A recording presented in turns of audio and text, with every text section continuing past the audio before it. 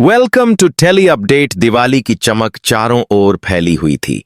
हर घर में रोशनी का जादू था। लेकिन वसुधा के दिल में उस रात अंधेरा उतर आया। जिसने उसके जीवन को रंगों से भरा था, वही देव आज उसे छोड़कर चला गया। यह दिवाली वसुधा के लिए खुशियों की नहीं, बल्कि टूटे सपनों की दिवाली बन गई थी। सुबह से ही वसुधा ने पूरे घर को सजाया था। उसने सोचा था कि इस बार देव के साथ पहली दिवाली कुछ खास होगी। उसने उसकी पसंद की मिठाइयां बनाई थीं, घर को फूलों से सजाया था और मंदिर में देवी लक्ष्मी के सामने साथ में दीपक जलाने का वादा किया था। लेकिन जब देव घर आया, उसके चेहरे पर अजीब सी खामोशी थी।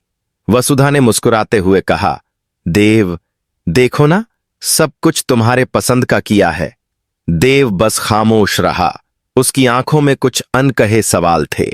वसुधा ने महसूस किया कि कुछ तो गलत है।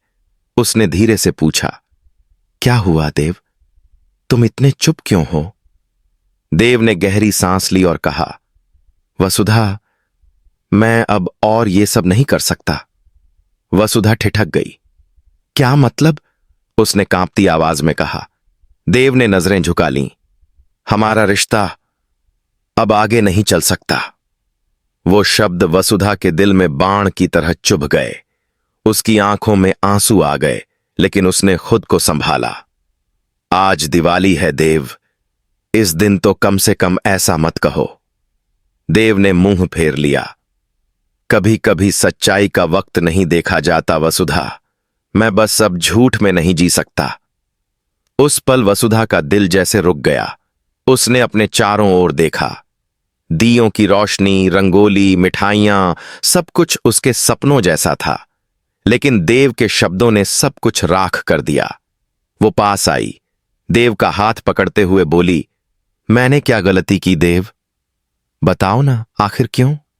देव ने धीरे से कहा, यह गलती तुम्हारी नहीं है वसुधा। शायद किस्मत हमारी कहानी यहां तक ही लिखी थी। वसुधा की आंखों से आंसू बहने लगे। उसने देव को रोकने की कोशिश की, लेकिन देव ने पीछे हटते हुए कहा, मैं जा रहा हूं और शायद अब कभी लौट कर नहीं आऊंगा। वो मुड़ा और चला गया। दरवाजा बंद हुआ और उसके साथ ही वसुधा की दुनिया भी बंद हो गई। बाहर पटाखों की आवाज गूंज रही थी, लेकिन उसके अंदर सन्नाटा था। उसने देव के जाने के बाद उसकी तस्वीर को देखा। उसके बनाए दीपक बुझने लगे थे और हवा में वही गंध थी जो कभी उनके प्यार की निशानी हुआ करती थी। वसुधा ने खुद से कहा, शायद ये मेरी परख है।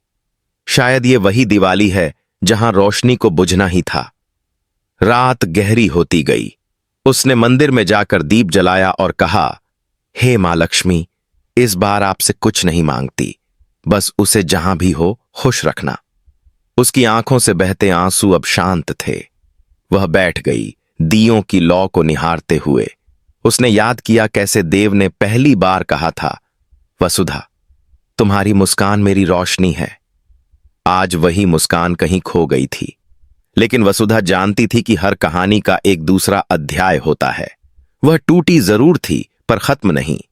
उसने धीरे धीरे अपनी सांसों को स्थिर किया और खुद से वादा किया, अगर उसने मेरा साथ छोड़ा है तो अब मैं खुद अपनी कहानी लिखूंगी। दीपों की रोशनी में उसने देव की दी हुई चुनरी उठाई, उसे दिल से लगाया और कहा, धन्यवाद देव, मुझे अपनी ताकत पहचानने का मौका देने के लिए। रात बीत गई। सुबह की पहली किरण आई और वसुधा ने पहली बार बिना देव के अपने दरवाजे पर दीपक जलाया। उसके चेहरे पर आंसुओं के साथ एक हल्की मुस्कान थी, जो एक नई शुरुआत का संकेत थी। दिवाली की उस काली रात के बाद वसुधा की जिंदगी जैसे थम गई थी। हर सुबह उसकी आंखें उसी सोच के साथ खुलतीं।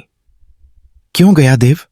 उसने अपने कमरे की दीवारों पर अब भी उसकी तस्वीरें टांगी रखी थीं, लेकिन अब वो मुस्कुराती तस्वीरें वसुधा को गहराई से चुभती थीं। घर के हर कोने में देव की यादें थीं। वो हंसी, वो बातें, वो वादे, सब अब एक दर्द बन गए थे। लेकिन वसुधा वो लड़की नहीं थी जो हार मान जाए। उसने ठान लिया था कि अब वो खुद को टूटने नहीं देगी। एक सुबह उसने आईने में खुद को देखा और कहा, अब बस वसुधा, जितना रोना था रो ली, अब वक्त है उठने का। उसने देव की दी हुई साड़ी पहनी, बाल संवारे और अपने ऑफिस निकल गई। ऑफिस में सभी उसके चेहरे पर आई गंभीरता को महसूस कर रहे थे, पर आज वसुधा ने खुद को काम में झोंक दिया। उसने हर फाइल, हर मीटिंग में अपना पूरा ध्यान लगाया। धीरे धीरे उसके अंदर का दर्द एक ताकत में बदलने लगा। उधर देव भी चैन में नहीं था। वो जहां गया था वहां उसकी आत्मा बेचैन थी। दिवाली की रात के बाद से ही उसे महसूस होने लगा कि उसने गलती कर दी है। उसने सोचा था वसुधा उसके बिना ठीक रहेगी, लेकिन अब उसे एहसास हुआ कि वो खुद उसके बिना अधूरा है। एक दिन देव ने वसुधा को फोन किया, पर वसुधा ने कॉल नहीं उठाई। वो समझ गई थी कि अब उस पुराने रिश्ते में लौटने का कोई फायदा नहीं, लेकिन किस्मत ने कुछ और सोच रखा था। अगले दिन ऑफिस में एक नई प्रोजेक्ट मीटिंग थी और वहां कंपनी की नई टीम लीडर बनकर आया देव। वसुधा का चेहरा सफेद पड़ गया। उसने उसकी तरफ देखा और दोनों की नजरों में कई अनकहे शब्द थे। देव ने कहा, वसुधा, हमें प्रोफेशनली साथ काम करना होगा। वसुधा ने शांत स्वर में कहा, बिल्कुल, मैं अब सिर्फ अपने काम से मतलब रखती हूं। दिन बीतने लगे। दोनों साथ काम करते रहे, लेकिन उनके बीच एक दीवार थी, एहसासों की, तकलीफ की और अधूरी मोहब्बत की। देव बार बार कोशिश करता कि वो बात करे, माफी मांगे, लेकिन वसुधा अब वही पुरानी वसुधा नहीं रही थी। वो मजबूत बन चुकी थी। अब वो रोती नहीं थी, अब वो सवाल नहीं करती थी, बस खामोशी से जवाब देती थी, अपने काम और आत्मविश्वास से। एक दिन देव ने ऑफिस में कहा, वसुधा, मैंने गलती की थी, मैं डर गया था। वसुधा ने बस इतना कहा, कभी कभी डर इंसान को खोखला कर देता है देव, पर अब मैं वो वसुधा नहीं हूं जो किसी के लौट आने का इंतजार करे। देव की आंखें नम हो गईं, लेकिन उसने सिर झुका लिया। वसुधा ने उसके पास से गुजरते हुए कहा, धन्यवाद देव, मुझे मेरी असली पहचान दिखाने के लिए। वो ऑफिस से बाहर निकली और पहली बार उसे लगा कि उसका दर्द अब उसका बोझ नहीं, बल्कि उसकी ताकत बन चुका है। शाम को जब उसने अपने घर लौटकर दीपक जलाया, उसके चेहरे पर एक हल्की मुस्कान थी। अब ये दीपक किसी के आने के लिए नहीं, दूर कहीं देव उस जलते दीप को देख रहा था और सोच रहा था, वसुधा ने मुझसे प्यार करना छोड़ा नहीं, बस खुद से प्यार करना सीख लिया। वसुधा की कहानी अब एक और मोड़ पर थी, जहां टूटे दिल की राख से नई वसुधा जन्म ले चुकी थी। वो अब सिर्फ देव की वसुधा नहीं, बल्कि अपनी खुद की दुनिया की रानी बन चुकी थी।